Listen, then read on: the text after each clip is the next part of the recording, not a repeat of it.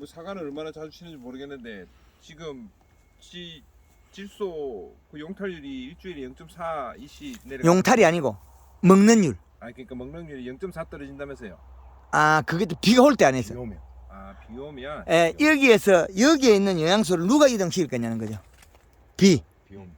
물은 비 맞으면 내려가죠. 관주하면. 간주로가 택도 없지. 아, 잎에 물을 피부가 이동을 못 시켜. 이 피부가. 자, 이 피부가 이 나무들은 지금 유목같이 깨끗해요. 새파래요. 그죠?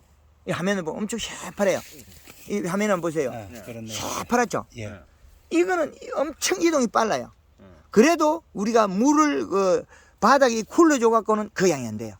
여기서 나무 그 안에 목대로 올라가서 체감부로 올라가서 다시 내려와야 되잖아요. 그럼 여기는 탈수가 되고 있잖아요. 여기도 탈수가 되고 있잖아요. 그러면 잎에서 내려오는 방법을 그 양 갖고 부족하다. 물을 뿌려버리면 피부하고 다 물이 묻어 있잖아요. 그럼 뭐 위로 막 올려가지고 뿌려야 돼요 물을? 그렇죠. 예? 그렇죠. 사과 탄저잖아요. 그러면. 비가 한 8시간 이상 온도 습도가 유지돼야 균이 발생하죠. 그 전에 균이 발생 안 해요. 균이 발생하려면 온도, 습도, 균 세 개죠. 균이 발생하려면 7, 8시간 이상의 습도가 조건이 맞아야 돼요. 그러면 물을 7, 8시간 이상 안 퍼면 된다는 얘기예요, 그 얘기는? 그 햇빛 나버리면 균은 발달 안 합니다. 그리고 이게 그 밤에 돌아다니는 그 동물 도둑, 그것도 어둡을 때 다니죠. 사람 도둑도 뵐 수 있으면 어둡을 때 다니죠. 그 균도 보면 캄캄해야 돼. 활동이. 아니 그래서 햇빛이 나버리잖아요. 우리가 낮에 물 뿌리고 나서. 콜라 이거 이쯤만 달아도 지금 동네 가면 난리 나는데 지금 미친. 저는 바닥을요. 예. 안 그래도 봄에 54리터 넣어가지고 예. 한 번 하고 예.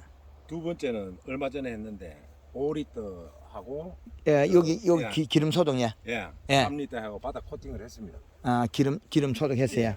그럼 연면 시비는 아직 안 했는데 균의 밀도는 많이 떨어졌죠, 지금. 균충. 그건 모르겠습니다. 아, 일단 보면 깨끗하니까요. 일반 농가들이 지금 요거 전문의 병들이 간간 있죠. 예. 그런데 여기는 없잖아요. 깨끗하죠. 깨끗합니다. 예. 그래 그거는 이제 검증이 됐기 때문에 우리가 그 내 밭의 환경에 따라서 사용하시고, 그리고 나비가 없죠. 순나방. 벌레가 예. 순나방이 거의 없어가지고 이게 홍로 같은 거 이게 순 이거 잘 먹잖아요. 근데 저 뭡니까 저 9월달쯤에 예. 선녀나방 카미성 가지에 알을 실잖아요. 예. 제 생각인데요. 예. 그거를 연면 시비를 하면은 식용유하고 예. 통풍하고 이건 알을 깔아오는 동물들은 네. 그 곤충들은 자기가 냄새를 맡아보고 이 지역에 살까 말까를 결정해요. 살아야 되겠나 말아야 되겠나. 효과는 분명히 예. 있거든요. 그 이렇게 우리 바닥에다가 우리가 그 기름 코팅을 1년에 한 3번 농가들이 작년에 있어요. 전 2번 했습니다 지금까지. 예, 3번 하고 나니까 일대 잡채들이 없대. 한번 더 해야 되겠네. 예, 이 주위의 환경에 잡채들이 거의 안 온다 그래요. 예, 그리고 새? 예, 새들. 우리가 과일 쪼사 먹는 새들. 예. 그리고 여기 밤에 들어와 보면 나비들이 많이 안 날릴 거예요. 안 그래도 저 조류구피제 그것도 저 언제고 겨울쯤에 그 좋다 그래가지고 예, 그걸 한 통 시켜놨거든요 지금. 예, 카라멜 색소. 예, 카라멜 색소. 예. 그런데 그게 필요 없지 싶어요. 예, 카라멜 색소보다도 기름 냄새 오래 가요. 카라멜 색소도 조금은 효과. 기름을 치는데요. 예, 아니 나는 오늘 처음이라. 예, 대표님, 여기 배식용유. 그런 게 있어요. 요소 대화하는 게 비료를 지금 요 이해가 안 밑에 돼. 그 연면 그 밑에 그 뿌리마 예, 요소를 주면 수확 며칠까지 해도 상관없습니까 이게? 사과나무 연중 먹어야 되니까 그건 관계 없는데 예. 목적이 이제 우리가 사과를 딸 때 이 시값을 한 1.5를 잡느냐 2.0을 잡느냐. 2.0을 잡으면 사과 엄청 좋은데 그때 그 비가 안 와야 돼요. 예. 가을에 이 시가 2.0이 유지가 돼도 괜찮아요. 예. 단 그 이후로 비가 안 와야만이 사과가 안 터져요. 근데 2.0을 잡아놨고 그럼 잎이 두꺼워 버리면 펴져 있단 말이에요. 질소량을 2.2를 잡아놨으면 예. 이 영양소가 내려갔다 올라오면 뭐 또 밑에 있는 비료를 들고 오겠죠. 예. 그럼 사과가 쪼개져 버려요. 그러면 질소량만 2.1이 안 넘어만 되네요. 아니죠. 다른 거라면 아니요, 아니요, 기분이 높거든요. 다른 것들도 작용하는데 우리가 줬던 거는 최종적으로는 누구한테 물어봐야, 입한테 물어봐야 돼요. 잎한테. 잎이 피잖아. 그렇죠. 잎이 피어졌는 잎 색깔로 판단하지 않으면 여태까지 우리가 수많은 강의를 듣고 수많은 교육을 받았잖아요. 사과에 정답이 있던가요? 없어요. 그렇죠. 지금 근데, 다 뻥이다. 그래서 다 하고 나면 뻥이래요. 그럼 뭐 뻥이래요. 그게 어떻게 답이 없냐. 그래서 작년에 그 부사를 당브릭스 20브릭스 올려가지고 택배로 10만 원 받고 파는 사람이 예천에 있어요. 우리 한국말 없고 5월달 배워서 배웠거든요. 미랑 얼음골을 사가 하도 맛이 없으니까 작년 9월 말에 요소 비료를 가수원에 부사에다 주고 있으니까 친구놈들이 미친놈이 난리가 났어요. 미친놈이라 그러지. 그러고 나서 10월 달에 거기에다가 칼라 염화가루 넣고 때려보니까 당브릭스 17, 18 나와요. 에? 요소가 없으면 당이 안 나와요. 아니 이게 제가 보면 천도복숭에 그래 그 대통령 그 교육 강의 듣고 내가 해봤거든요. 예. 천도복숭 그래 되더라고. 천도복숭이 색깔이 누리끼리 한 거는 질소 부족이라서 원색이 안 난 거거든요. 예. 하엽이 노화되고 원색이 안 나요. 물러져요. 예. 그런데 요소로 추비하면 색깔이 빨갛게 밝아야 되더라고. 앵두빛이 나와요. 나중에 가게 막 새카말 정도로 막 그렇죠. 아마 아래까지 막 전부 다 빨개 똑같아요.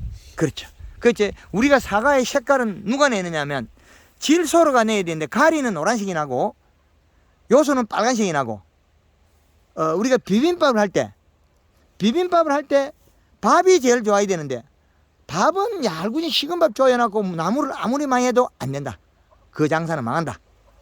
우리가 사과 농사 지을 때 미량용소를 가지고 아무리 조절을 잘해도 사과 농사는 빨간색을 못 낸다. 돈만 많이 들 뿐이다. 요소가 제일 보약이다. 근데 황금알농법을 하니까요. 예, 화가 예, 아래 울로 크기가 똑같아. 예. 똑같아지. 그리고 그건 제가 확실히 올해만 그런 게 아니고 내년 되면 더 전에는 좋아지고. 안 그랬거든요. 예. 저는 전에는 3년 되면 더 좋아. 지금 왜 제가 여기서 지적을 하냐면 예. 지금 크기가 바뀌고 있어요. 조금 더디 커져 이게 안에 것들이. 왜 더디 크냐면 더디 크는 이유는 여기가 잎 두께가 조금 얇아요. 근데 여기 이시는 높게 나오는데 그 이시는 질소분이 완전하지 않다. 질소 충족이 부족하다는 거죠. 21-10 복합비를 주면 암모니아 가스가 날아가고 나면 질소는 14.7%밖에 안 돼요. 그럼 17, 17이 남아있잖아요. 그러면 요렇게 돼요. 그건 30-를 주는 것도 이렇게 안 돼요. 펴져 버려요. 30- 맹품 300을 주느냐. 맹품 300을 주고 싶으면 여기에서 인산이 많이 없을 때 청태가 안 낄 때는 맹품 300을 주고 청태가 끼면 28-10 정도 되는 NK나 30- 정도는 NK를 줘라. 30에 가까운 질소와 10%에 가까운 가리 성분을 가진 NK를 줘라. 농협에 그거 있나 없지 싶은데 우리 농협에. 예. 명품 300 오늘 사러 간 게 없대. 명품 300은 힘이 몇분 300은 있는데 오늘 없대. 28- 하는 거 말이야. 예, 앞으로는 우리가 추비로 써야 될 게 이렇게 잎이 오시시하니 추운 듯한 이래 돼 있다. 쪼물이 있다. 요것들은 바닥에 인산이 있을 경우에 청태가 끼면 28- 정도 되는 28에서 한 30 넘게 되는